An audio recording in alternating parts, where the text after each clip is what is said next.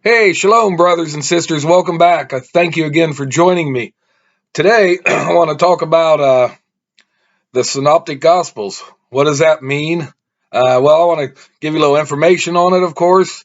For those who may have never heard that term before, does it refer to the four Gospels or not? Anyways, it'll be like a information slash like introduction. So I'm gonna read right here what it is, and it states the New Testament contains four Gospels, also called Evangels. The word gospel is an Anglo-Saxon origin and means good story or good news. Later, with the shortening of the O, it became Godspell. The first three Evangels contains many similarities between them, while the final book, John, shares little in common. For example, there are many events in John not found in the Synoptic Gospels.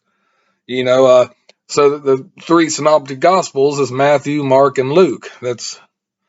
And here's some examples right here.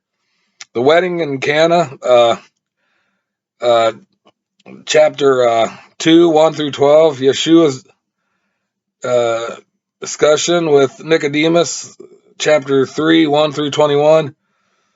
Yeshua's dialogue with the Samaritan woman, chapter 4, 1 through 42, and the healing of the blind man, 9, verses 1 through 41, and many events in the Synoptic Evangels are not found in John, like Yeshua's temptation in the wilderness, Matthew, chapter 4, 1 through 25, Mark, chapter 1, 12 through 13, Luke, chapter 4, 1 through 14, the Sermon on the Mount, Matthew 5, 1 through 7 and 29, Luke 12, 22, 31, the Master's Prayer, Matthew chapter 6, 9 through 13, Luke 11, 1 through 4, and Yeshua's Transfiguration, Matthew chapter 17, verses 1 through 13, Mark 9, 2 through 50, Luke chapter 9, verses 28, 62.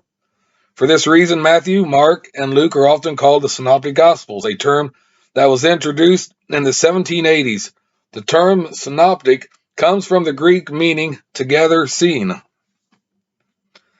There are several theories as to how the authors of these three Synoptic Gospels compiled their books, including the following. Each individual Gospel is written independently. The use of an unknown earlier Gospel for all three Synoptic Gospels.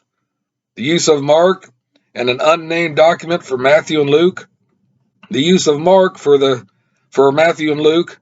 The use of Matthew for Mark and Luke. The use of Luke for Matthew and Mark. The use of tradition, of oral tradition, the combination of one or more of the above theories.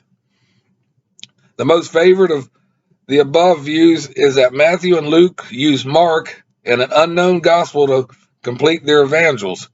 However, there is no theory that is conclusive.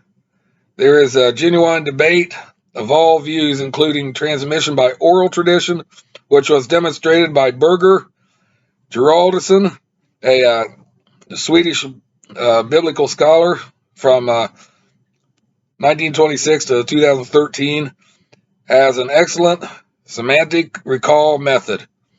Regarding the compilation dates of the four Gospels, various proposals have been given, ranging from 40 CE to 140 CE. From early Christian writers, it's evident that the Gospels were written before the 2nd century. Irenaeus, who was martyred in 202 CE, and a literary work by Tertullian, dated about 208 CE, make references to the four Gospels. So you got four Gospels.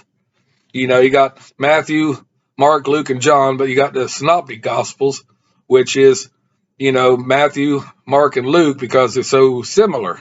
And like this stated, it's a debate on if they were, who used who Is there an unnamed document? Was it oral traditions passed down?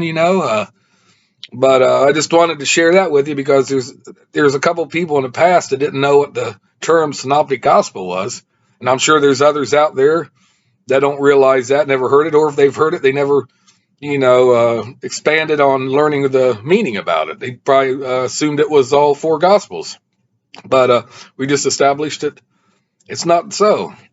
But anyways, I hope this was helpful for you because I'm just here to try to help, educate, and enlighten, and whatever.